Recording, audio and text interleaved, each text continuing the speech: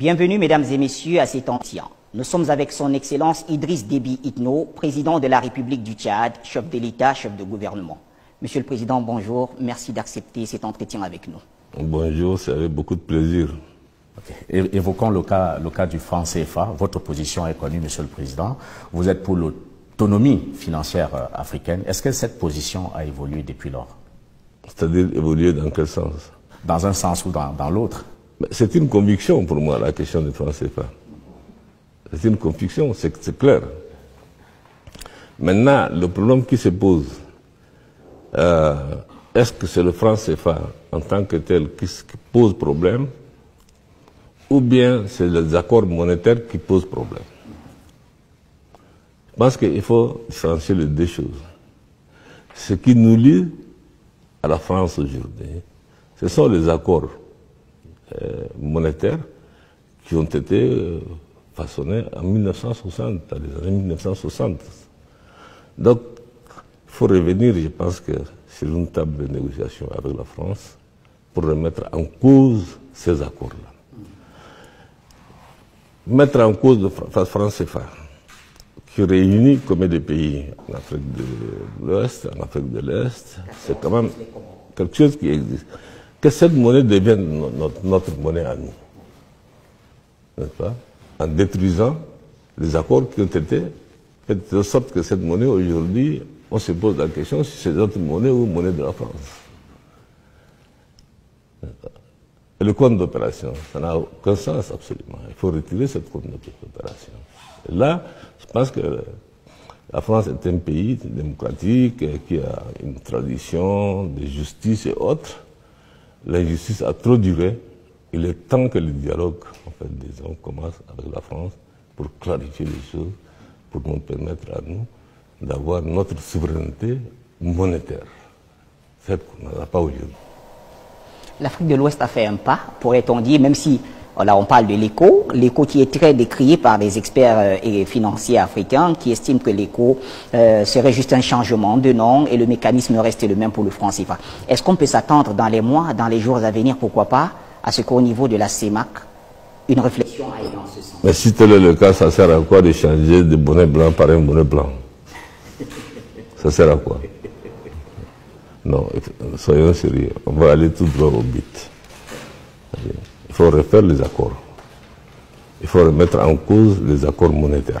C'est tout. D'accord, Monsieur le Président. Monsieur le Président, nous allons aborder la deuxième partie de cet entretien et c'est une innovation que nous avons introduite et vous êtes évidemment le premier à l'inaugurer. Nous avons recueilli parmi des milliers de questions envoyées par la diaspora africaine à travers le monde. Nous en avons sélectionné quelques-unes de ces questions. Nous allons nous faire ici l'honneur de vous les répercuter en espérant que, sans langue de bois, comme on vous connaît, vous y apporterez des éléments de réponse. Le membre de la diaspora africaine, c'est Jaurès Sekbossi. Il est citoyen béninois. Il est le président du mouvement KS Sankara, non au franc CFA. Bonjour, Excellence, Monsieur le Président Idriss Déby. Ravi de vous avoir sur le plateau d'Afrique Média, que je remercie d'avoir organisé cette émission et de nous donner l'occasion de poser nos questions à son Excellence le Président Idriss Déby. Ma première question est concernant la politique économique que nous menons en Afrique en pensant que seulement les étrangers doivent investir chez nous, exploiter nos ressources naturelles, s'enrichir et rapatrier dans leur pays d'origine tous leurs profits. Monsieur Excellence le Président de la République, je voulais savoir, que pensez-vous de cette manière que nous avons à fonctionner? Notamment, dernièrement, vous étiez tous en Russie pour rencontrer la Russie et demander à ce que des investisseurs étrangers viennent s'accaparer de nos ressources naturelles, de nos exploitations et puis de nos projets. Je voulais savoir si le président de la République peut fédérer ses compères et ses autres présidents de la République pour qu'on fasse la promotion des investisseurs locaux en lieu et place des investisseurs étrangers. Ces investisseurs locaux à qui on doit faciliter l'accès au financement par les crédits bancaires afin que les richesses produites en Afrique restent en Afrique et que nous ne soyons plus exposés à la fuite des capitaux massifs que font ces investisseurs étrangers et appauvrissent le continent africain pendant que nos ressources finissent de jour en jour. Monsieur le Président de la République, ma deuxième question concerne le franc CFA. Nous vous félicitons pour vos sorties de l'an 2015-2016 relatives au rejet de cette monnaie. Mais nous voulons vous demander, que faisons-nous concrètement pour mettre réellement fin à cette monnaie de servitude qui nous lie de plus en plus. Est-ce que Monsieur le Président de la République peut prendre sur lui la responsabilité de rassembler tous les chefs d'État zone CFA pour que la question du franc CFA soit abordée, pour que la question monétaire soit abordée, pour que lors d'une rencontre associant et dirigeants et population civile et organisations de la société civile, l'on puisse déterminer la monnaie que nous voulons utiliser en lieu et place du franc CFA afin que nous sortions du franc CFA et que ce ne soit pas la France qui mette fin au franc CFA et nous demande de chercher une autre monnaie. Monsieur le Président de la République, nous comptons beaucoup sur vous. Vous savez que c'est une question qui a une importance particulière. Est-ce que ce sont les anciens chefs d'État, la société civile et autres? Je ne sais pas. Mais quand vous lisez le traité créant l'Union africaine en 1999, dans ce traité, il est bien dit clair qu'il faut une monnaie africaine, une banque centrale africaine, une banque d'investissement africaine. Et ces institutions, par exemple, une des banques centrales, c'était au Cameroun, en fait, disons le siège. Oui, comme c'était au Cameroun. Le porteur de ce projet, il n'était pas le seul, mais le plus grand porteur de ce projet, c'était Gaddafi.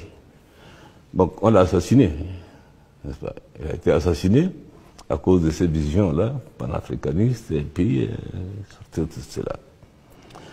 Maintenant, est-ce que les pays africains sont prêts à aller vers une intégration pour que nous puissions laisser aux générations futures un continent uni, sans fracture, sans frontières, un continent où qui a dessiné comment on appelle le continent? C'est pas nous, c'est depuis, comment on appelle, la rencontre de Berlin en Allemagne, conférence de Berlin, 1884. Donc, ce sont des petits États non fiables, non viables. Donc, il faut ouvrir le continent. Cette histoire de frontières héritées de la colonisation, ça va continuer à tuer le continent africain. C'est pour ça qu'il faut aller rapidement vers une intégration globale du continent, n'est-ce pas? Et c'est un continent riche. L'avenir de demain va se reposer sur le continent africain. Aujourd'hui, les jeunes africains partent en Europe. Mais demain, ce sont les jeunes Européens qui viendront en Afrique. À nous de savoir construire cette Afrique-là. Rien ne nous manque. Nous avons tout ce qu'il faut. La seule chose qui nous manque aujourd'hui, c'est l'initiative.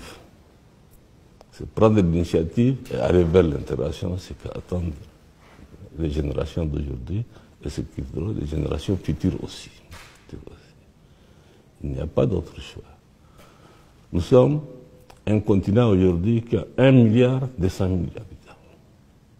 200 millions d'habitants. En 2030, on sera à 1,5 milliard. En 2050, nous serons de 2 milliards. Donc, ça sera le continent le plus peuplé parmi les 5 continents. Ce n'est pas un petit marché, c'est un grand marché. Il y a de l'espoir.